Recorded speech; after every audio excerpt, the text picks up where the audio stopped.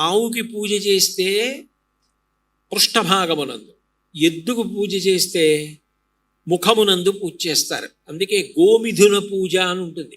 గోముధిన పూజ అంటే ఆవుకి ఎద్దుకి కలిపి పూజ. గోవు యొక్క వెనక భాగంలో చేస్తారు, ఎద్దు యొక్క ముఖానికి చేస్తారు. అంటే ఆవు యొక్క పృష్ఠభాగం మన ముందుండేటట్టు, ఎద్దు ముఖం మన ముందుండేటట్టు కట్టి రెండిటికి కలిపి పూజ చేస్తారు. గోవు అంటే భగవంతుడు కూడా ఎంత ప్రసన్నుడవుతాడు అనడానికి మీకు నేను ఒక ఉదాహరణ చెప్తాను. ఈ భూమి ఎంత భారాన్నైనా వహిస్తుంది. నాకు బరువు ఎక్కువైపోయింది అన్న మాట భూమి అందం. భూమికి బరువు ఎప్పుడు ఎక్కువైపోతుంది అంటే భగవంతుడు వద్దన్న పనులు చేసేవారి సంఖ్య ఎక్కువైపోతుంది. భగవంతుడు వద్దు అన్న పని చేయడమే పాపం చేయడం. ఈ పాపాచరణము చేసేటటువంటి వారి సంఖ్య ఎక్కువైపోతుంది. శాస్త్ర వ్యతిరేకముగా ప్రవర్తించే వాళ్ళ సంఖ్య ఎక్కువైపోతాయి. దానికి వ్యతిరేకంగా మాట్లాడి ప్రోత్సహించేవారు ఎక్కువైపోతాయి. పాపము ఎక్కువైపోయిందని గుర్తు. ఆ పాప భారం పెరిగితే మాత్రం భూమి తట్టుకోలేదు. ఇతర భారాన్ని, భౌతికమైన భారాన్ని, లౌకికమైన భారాన్ని, ఎంత భారాన్నైనా భూమి తట్టుకుంటుంది. కానీ పాప భారం తట్టుకోదు. అప్పుడు పాప భారం తగ్గించమని ఎవరిని అడుగుతుంది అంటే స్థితికారుడు. కాబట్టి పాపమును తొలగించి ధర్మమును కాపాడవలసిన కర్తవ్యం విష్ణు భగవానుడు స్వీకరిస్తాడు. కాబట్టి విష్ణువుని ప్రార్థన చేస్తుంది భూమి. భూమి భూమిగా, భూదేవిగా ప్రార్థన చెయ్యదు. వెంటనే జోక్యం చేసుకోవాలి అంటే భూమి గోరూపాన్ని పొందుతుంది. మీరు అందుకే భాగవతం ప్రథమ స్కంధం చూస్తే మొట్టమొదట భూమి గోరూపాన్ని పొందింది, ధర్మం వృషభ రూపాన్ని పొందింది. ఈ రెండూ కలిసి గోమిథునంగా నిలబడ్డాయి పరీక్షిత్ మహారాజు గారు వచ్చినప్పుడు. అంటే ఆవు రూపాన్ని భూమి పొంది ప్రార్థన చేస్తే విష్ణువు కూడా వెంటనే జోక్యం చేసుకుంటారు. అంటే భూమి కూడా తొందరగా భగవంతుడు జోక్యం చేసుకోవాలి అంటే గోరూపాన్ని పొంది ప్రార్థన చేస్తుంది. అంటే భగవంతుడికి గోవు యొక్క రూపం కానీ, గోవు యొక్క ప్రార్థన కానీ, గోవు యొక్క వినతి కానీ ఎంత తీవ్రంగా స్వీకరిస్తాడనడానికి ఉదాహరణగా చూడాలి. భగవంతుడు ప్రతిజ్ఞ చేసి చెప్తాడు, నేను అవతారం ఎప్పుడు తీసుకుంటాను అన్న విషయాన్ని చెప్పాడు.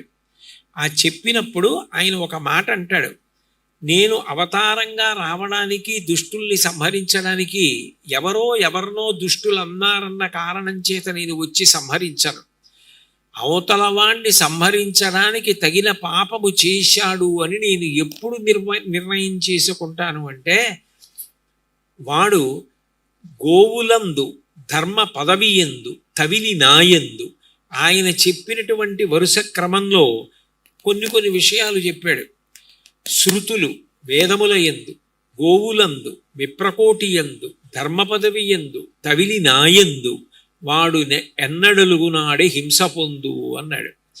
వేద తిరస్కారం, అట్లాగే వేదము చదువుకొని, వేదభాష్యాలు చదువుకొని లోకమంతా బాగుండాలని మంత్రభాగం అన్వయం చేసేటటువంటి వారిని విమర్శించి తక్కువ చేసి బాధ పెట్టే ప్రయత్నం చేయడం, ధర్మాన్ని తక్కువ చేసి ధర్మాన్ని విడిచిపెట్టి అధర్మాన్ని ప్రచారం చేస్తూ అధర్మం గురించి పాటుపడుతూ సదాచారమును తిరస్కరించి దురాచారం వైపు ప్రవర్తించే వాళ్ళు ఎవరున్నారో అటువంటి వాళ్ళని, గోవులను బాధపెట్టి గోవుల పట్ల ఉదాసీనంగా ప్రవర్తించిన అప్పుడు నేను జోక్యం చేసుకుని అవతార స్వీకారం చేసి ధర్మాన్ని నిలబెడతాను అంటాడు ప్రహ్లాదోపాఖ్యానంలో. అంటే గోవు అంత గొప్పది. గోవులను కాపాడవలసి వస్తే పాండవులు అజ్ఞాతవాస నియమాన్ని కూడా పట్టించుకోకుండా వెళ్ళిపోయి గబగబా ఆ గోవులని సంరక్షించారు. అంటే అప్పటికి అజ్ఞాతవాస సమయం అయిపోయింది కాబట్టి ఏ ఇబ్బంది రాలేదు. అంటే ధర్మం అంత గొప్పది. అందుకే భీష్ముడు విరాట పర్వంలో అంటాడు, ఎక్కడ ధర్మం ఉన్నదో అక్కడ ఐశ్వర్యం ఉంటుంది. ధర్మం ఉన్నది అని గుర్తు ఏమిటంటే అక్కడ గోవులు చాలా పుష్టిగా ఉంటాయి, అక్కడ బాగా హితకరమైనటువంటి పాలిస్తాయి. హితకరమైన పాలనిచ్చి పుష్టితో కూడుకున్న గోవులు ఉండి గోవుల సంఖ్య పెరుగుతోంది అంటే అక్కడ ధర్మం ఉన్నది అని గుర్తు అంటాడు. అంటే గో సంపద వర్ధిల్లడం అంత గొప్పది. మీరు లోకంలో శ్రీమంతుడు అని ఒక మాట వినుంటారు. శ్రీమంతుడు అంటే చాలా ఐశ్వర్యవంతుడు అని చెప్పవలసి వస్తే ఆయన్ని శ్రీమంతుడు అని పిలుస్తారు. అలాగే గోవులు ఎక్కువ కలిగిన వారిని గోమంతుడు అని పిలుస్తారు. సాధారణంగా లోకంలో అంతగా ప్రచారంలో లేని విషయం. శ్రీమంతుడు అని పిలిచినట్టు గోమంతుడు అని పిలుస్తారు. గోమంతుడు అంటే అన్ని గోవులను పోషణ చేస్తాడు ఆయన, అన్ని గోవులను కాపాడుతూ ఉంటాడు అని. గోలోకమని మహాభారతంలో వర్ణిస్తారు. శరీర పతనానంతరం గో సంరక్షణ చేసిన వాళ్ళు అంత తేలికగా గోలోకానికి వెళ్ళిపోతారట. గో సంరక్షణ గురించి, గో సేవ గురించి మహాభారతంలోనే భీష్మాచార్యుల వారు అద్భుతమైన విషయాన్ని చెప్తే దాన్ని తిక్కరగా ఆంధ్రీకరించారు. పరమ పవిత్రముల్ యజనభాజనముల్ తము విన్న చూచినం దురిత చేయంబులెల్ల తొలగంత్రోయగ చాలు.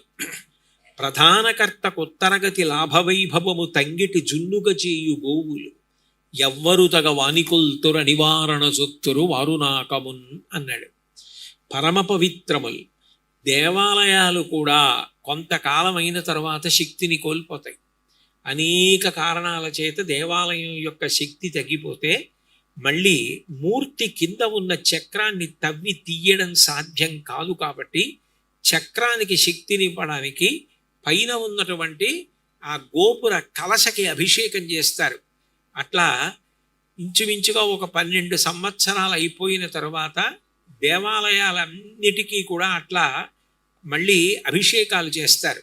చేసి శక్తి పెంచుతారు. అంటే దేవాలయాల యొక్క శక్తి అయినా తగ్గే అవకాశం ఉంటుంది. మనిషికి కూడా పవిత్రత తొలగి ఒక్కొక్కసారి అపవిత్రత కలుగుతుంది. అసలు అపవిత్రత అన్న మాట లేకుండా ఎప్పుడూ పవిత్రంగానే ఉండేది ఏది అంటే గోవు ఒక్కటే. అసలు గోవు ఉన్న చోట అపవిత్రత అన్న మాట లేదు.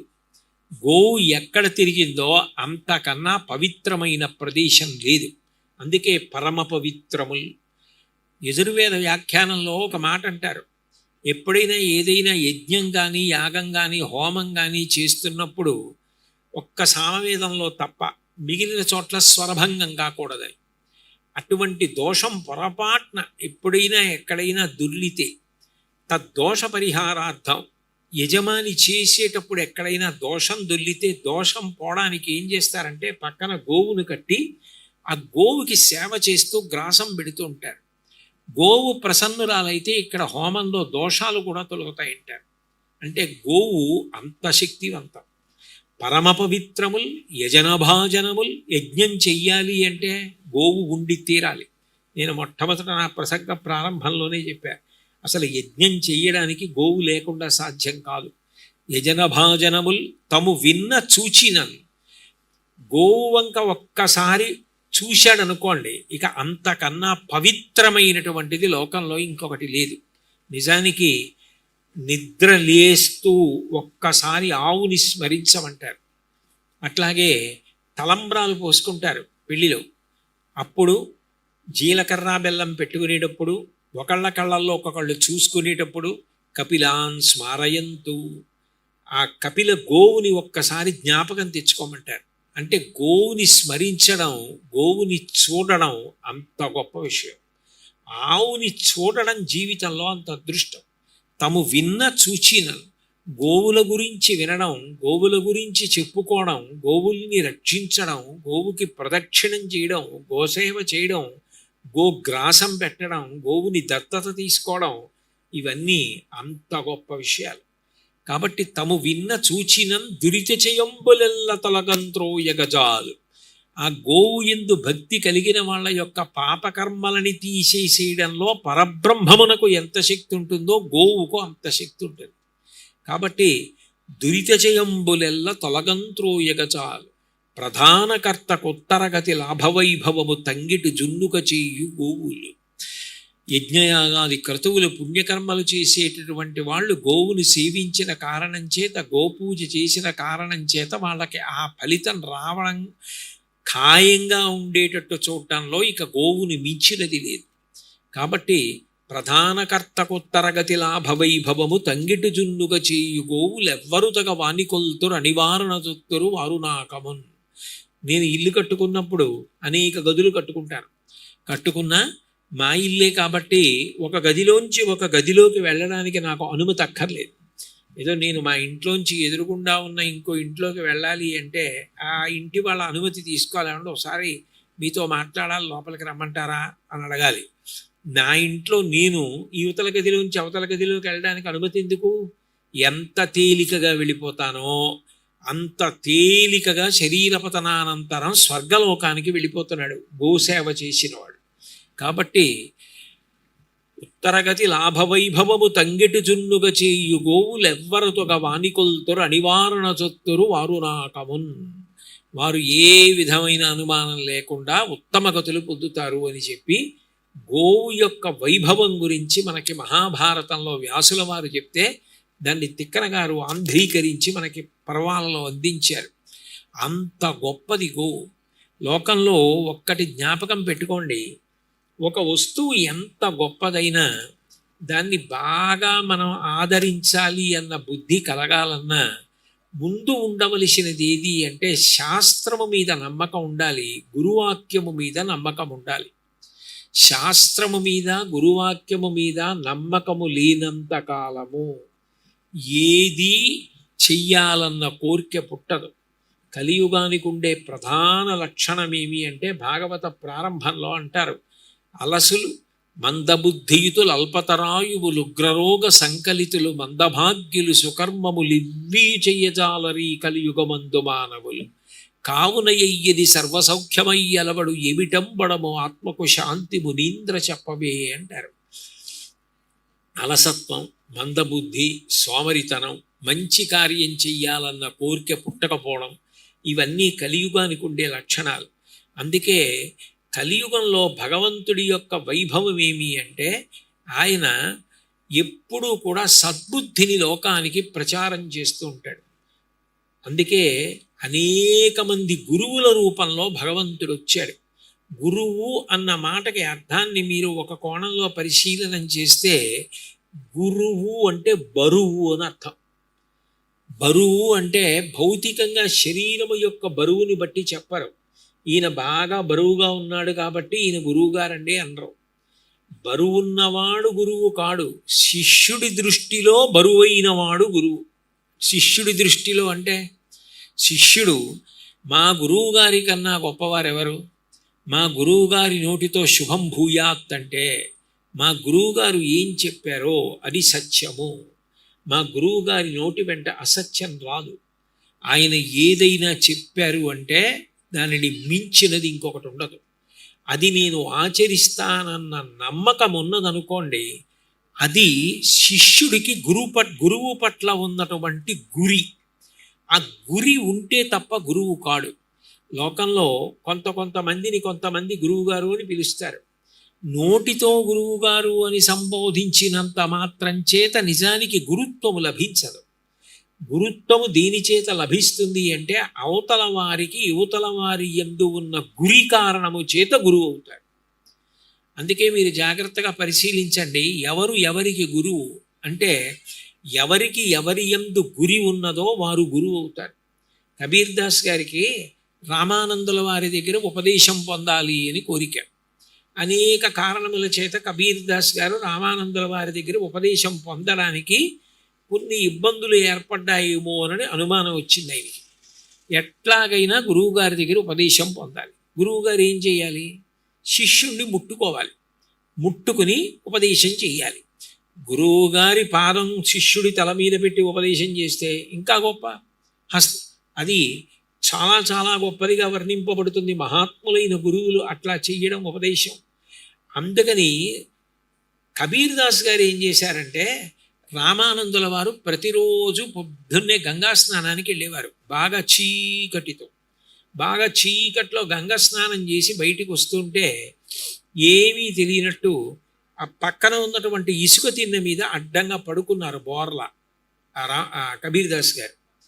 రామానందుల వారు రామనామం చేసుకుంటూ వెళ్ళిపోతున్నారు. వెళ్ళిపోతూ చీకట్లో అక్కడ కబీర్ దాస్ గారు పడుకున్నారని చూడలేదు. ఆయన తల మీద పాదం వేశారు. వేసి వెంటనే అది తల అని అర్థమై శ్రీరామ్ శ్రీరామ్ శ్రీరామ్ అన్నారు. నా తల మీద గురువుగారి పాదం పడి శ్రీరామ్ అన్నారు కాబట్టి నాకు గురువుగారు రామతారకం ఉపదేశం చేసినట్టే అని గురువుగారి మీద దృష్టి పెట్టుకుని తరించిపోయాడు కబీర్దాస్ గారు. శిష్యుడి యొక్క దృష్టికోణం, అసలు శిష్యుడికి గురి ఉండాలి తన గురువు మీద. ఆ గురి సరి అయిన గురువు గురించి అవగాహన ఉండి గురువు మీద ఆ గురి ఉండాలి. ఆ గురి లేదనుకోండి, గురువుగారిని పిలిచినంత మాత్రం చేత ఉపయోగం ఏముంటుంది? శిష్యుడికి ఆ నమ్మకం ఉండాలి. గురువు మీద ఆ నమ్మకం ఉన్నప్పుడు, శాస్త్రం మీద నమ్మకం ఉన్నప్పుడు దానిని శ్రద్ధ అని పిలుస్తారు. శంకరాచార్యుల వారు శ్రద్ధ అన్న మాటకి వ్యాఖ్యానం చేశారు. శాస్త్రస్య గురువాక్యస్య సత్యబుద్ధ్యావధారణ సా శ్రద్ధ కడితా సిద్ధి యయా వస్తూపలభ్యతే. మా గురువు గారి కన్నా గొప్పవారెవరు? శాస్త్రము కన్నా గొప్పది ఇది. ఈ నమ్మకం ఎవరికి గట్టిగా ఉంటుందో వారు శ్రద్ధావంతులు అని గుర్తు. గురువు ఏం చెప్తారు? తేలికైనటువంటి మార్గంలో తరించేటటువంటి మార్గాన్ని చెప్తారు. మీరు శివారాధన చెయ్యండి, విష్ణు ఆరాధన చెయ్యండి, అంబికని ఆరాధించండి, సూర్యుణ్ణి ఆరాధించండి, కానీ సనాతన ధర్మంలో అత్యంత ప్రధానమైనది ఏది అంటే గోవు. గోసేవ, గో పూజ ఏ విధానము తిరస్కరించదు. అయినప్పుడు అటువంటి గోపూజ, గో సంరక్షణ, గోసేవ చెయ్యకుండా ఉండడం ఎట్లా సాధ్యం? అసలు నేను ఎన్ని దేవాలయాలకు వెళ్ళానన్న దానికన్నా, ఎన్ని దేవాలయాలు కట్టానన్న దానికన్నా, ఎన్ని దేవాలయాలకి ప్రదక్షిణాలు చేశానన్న దానికన్నా, ఇన్ని దేవాలయాల ఉనికికి ఆధారం గోవు.